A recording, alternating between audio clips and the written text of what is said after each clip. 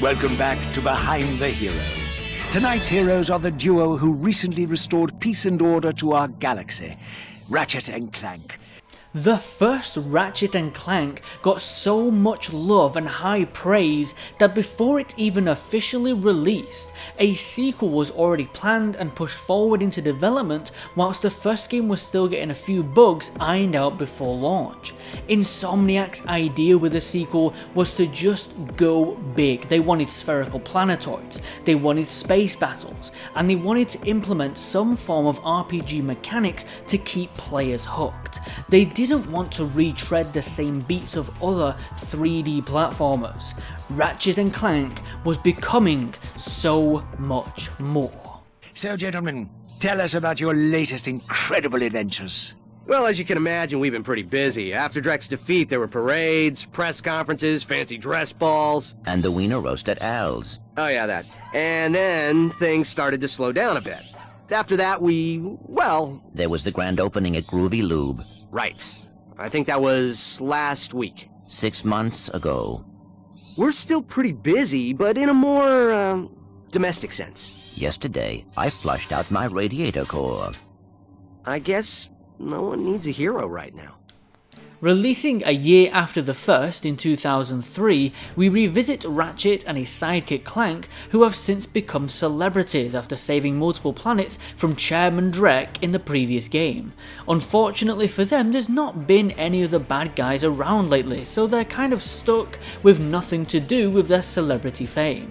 However, just after an interview, the duo are contacted by the CEO of Megacorp, Abercrombie Fizzwidget, who asked Ratchet for help to find a dangerous experiment that was stolen from his labs. Ratchet suits up and you head off to a brand new galaxy, full of brand new planets.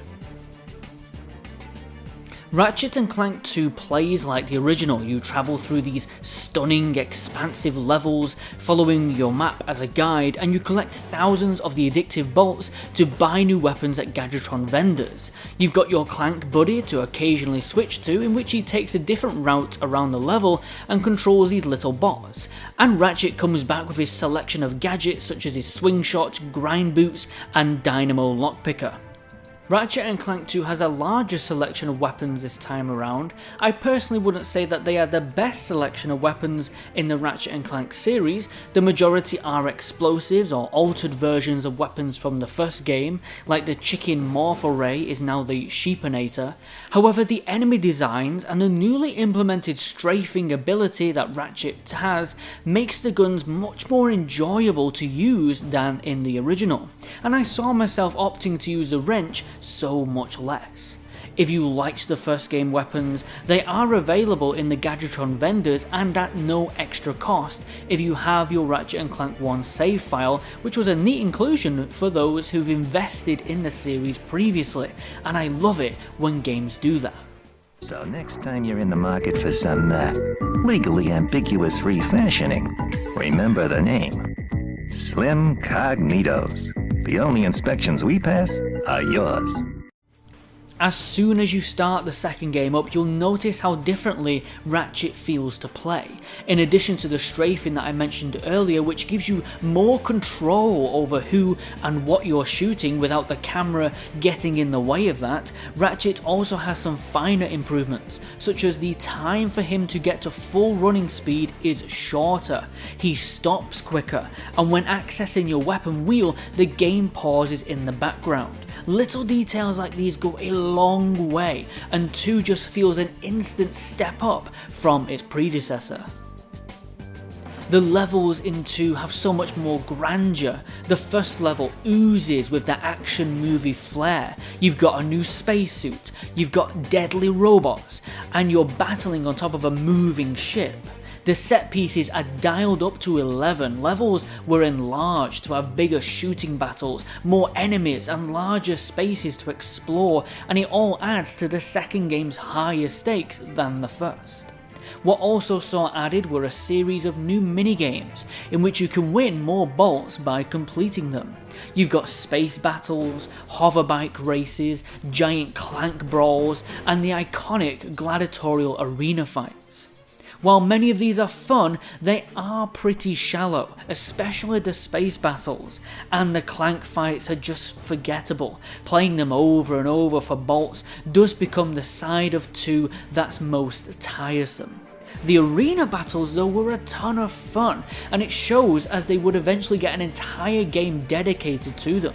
The arenas were full of spectacle and pageantry to quell any repetitiveness that could have come from fighting waves of enemies. They also had unique boss battles, so you felt like you were progressing towards that goal along with collecting countless balls. In terms of RPG mechanics, Ratchet and each of his weapons now were given a leveling upgrade system. For Ratchet, this means that you gain more nanotech or hit points upon leveling up. For your guns, this new weapon leveling system means each weapon you obtain gains XP with every kill. When a weapon levels up, its damage is increased and it may have a new design or an interesting add-on. This gives you incentive to use multiple different weapons, wanting to level them all up, but you also get a stronger attachment to specific guns that you use a lot more, which leads to them leveling up more and more. It made Ratchet and Clank 2 feel a lot more customizable to yourself and a more personal game. Then you've got new platinum bolts that allow you to purchase upgrades for your huge arsenal of weapons, all culminating to a much more advanced combat system than in the first game. We got galactic maps, 3D maps, fold-outs, cutouts, maps to the stars, and their homes. Sorry about that. Oh, I forgot my wallet. Could you take care of this? As Ratchet and Clank hunt down the mysterious thief, they reveal themselves to be a female Lombax known as Angela Cross, who used to work at a megacorp company Fizzwidget is CEO of. She warns Ratchet and Clank that her stealing the Protopet is for the good of the universe. These fluffy creatures are extremely violent and deadly, and it turns out Megacorp wants to clone them. For the rest of the game, you'll be against the forces of Megacorp and team up with Angela to stop the crazed CEO Fizzwidget. So in a second twist, upon arriving at Megacorp, you discover that Fizzwidget has been the disgraced superhero Captain Quark all along, he who allied with the evil Chairman Drek in the first game.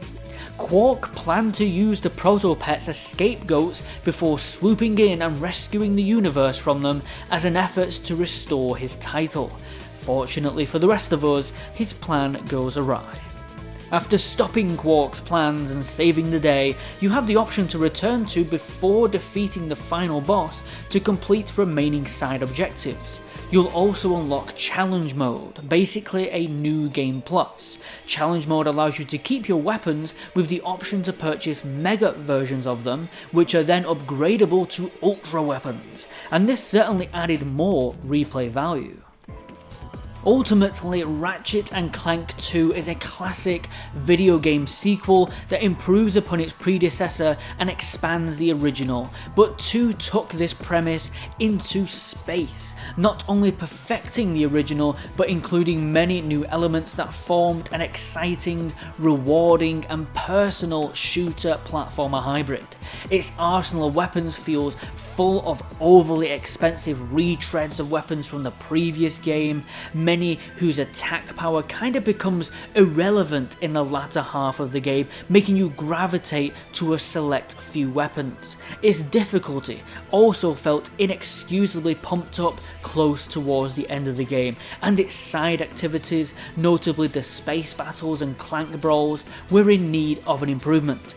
But besides these few small flaws, this is a captivating game with beautiful levels and extremely enjoyable gameplay, and without a doubt, Ratchet & Clank 2 is what put the series on the map. I give Ratchet & Clank 2 another fantastic score of an A for awesome.